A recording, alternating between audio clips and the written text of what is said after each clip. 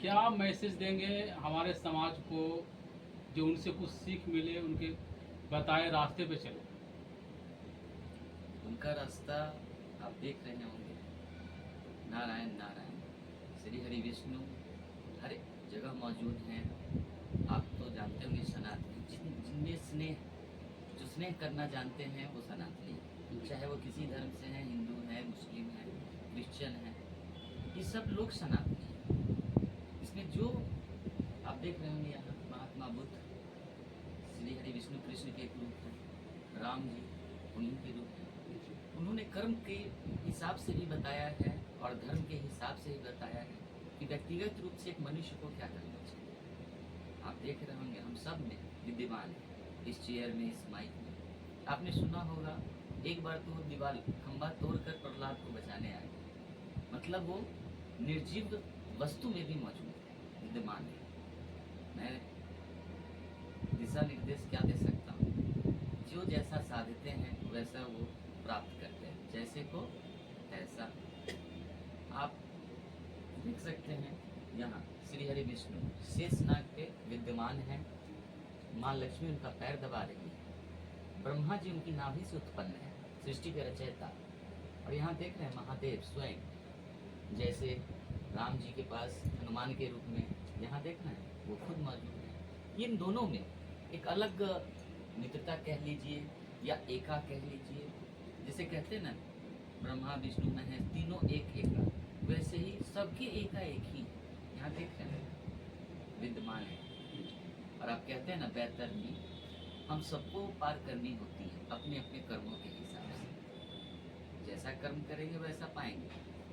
मोक्ष सबको नहीं मिलती, मोक्ष के लिए अब उस लेवल का ध्येय उत्पन्न करना पड़ता है। तो मैं यहाँ सबको आज के डेट में, आज प्रभु की आज दिन है, उनका तो हर दिन होता है, मैं संदेश देना चाहूँगा सब लोग मिलजुल कर रहें, एक साथ रहें, यही उनका एक संदेश है। नारायण नारायण। आपने मोक्ष की बातें की, इंसान को क्या ऐसा कर्म में क्या कुछ ऐसा सुधार करना चाहिए जिससे मोक्ष की प्राप्ति हो?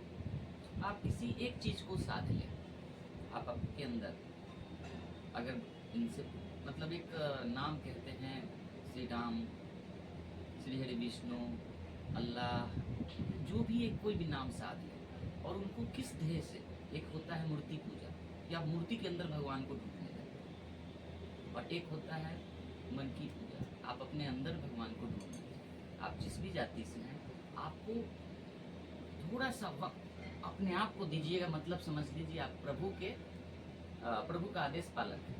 आप अपने आप को सुधार लेते हैं। विवेकानंद ने क्या कहा था, आप देख सकते हैं विवेकानंद, इन्होंने बोला आप देश को सुधारने की जरूरत नहीं है, आप अगर अपने व्यक्तिगत तौर पे अपने आप को सुधार लेते हैं। ऐसे ही विभिन्न जितने भी जाति समाज व्यक्तिगत, जैसे मुंडे मुंडे मतृविंडे कहते हैं, कहीं ना कहीं साधना एक जगह साध लीजिए।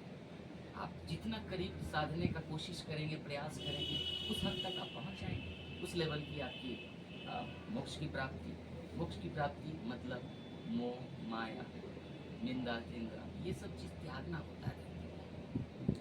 ये त्यागेंगे तभी तो आपको मोक्ष मिलेगी। आप जो वस्त्र पहने हैं वो भी त्यागना होगा।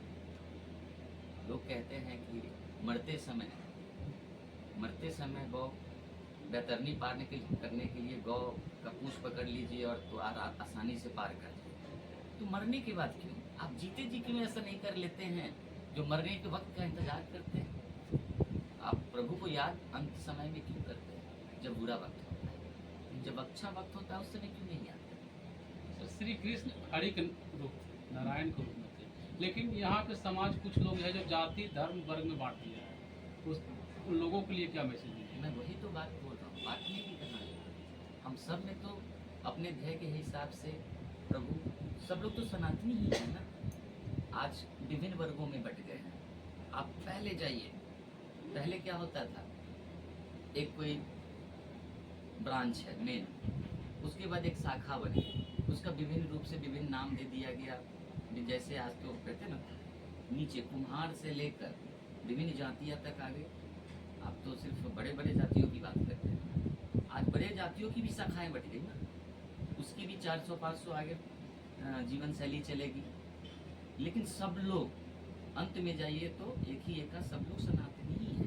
जी, एक अंतिम क्वेश्चन होगा सर। श्री कृष्ण भागवत गीता में बहुत सारे उपदेश दिए थे। आज के लोग जो हैं उनके, जैसे आज जन्माष्टमी है तो कुछ लोग फास्टिंग भी करते हैं, उनके पूजा पाठ भी करते हैं उनका, लेकिन उनके बताए हुए रास्ते पर उनके उपदेश को कोई मानते नहीं है। आज के दिन कहीं कल से भूल जाते हैं। श्री हरि कृष्ण जो गीता की बात आप करते हैं, गीता की बात इसलिए ही जरूरत पड़ी थी। 18 अध्याय में उन्होंने यही बताया है कि आप पहले कर्म करें। कैसे कहते हैं, कर्म करें फल की चिंता ना करें। बहुत लोग फल की त्वरित चिंता करने लगते हैं कि अभी मैंने ये किया, मुझे तुरंत फल मिलना चाहिए। कैसे होगा? वृक्ष लगाएंगे तो बड़ा होगा थोड़ा, फिर फल देगा ना। तो अगर आप कर्म अच्छे करेंगे तो फल, अगर उसमें वृक्ष लगा दिया और पानी नहीं डालेंगे तो फल कहाँ से लगेगा? वो तो सूखना शुरू हो जाएगा। तो आप जड़ को सुखा दीजिएगा तो उसकी टहनियों की क्या बात करेंगे? समझ रहे हैं मैं क्या कहना चाहता हूँ? इसलिए आप अपने टहनियों को अलग अलग विभाग में नहीं बांटे। सबका जड़ एक ही है, वो है सनातनी। हम सनातनी का मतलब हुआ जिसके अंदर स्नेह करने की भावना हो। जानवर से लेकर इंसान तक, पेड़ पौधे से सबसे स्नेह जिनके अंदर है वो सनातनी।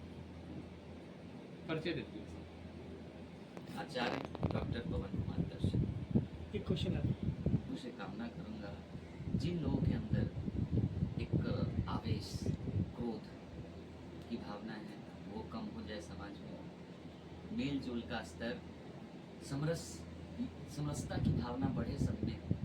प्रभु का तो यही सोच है।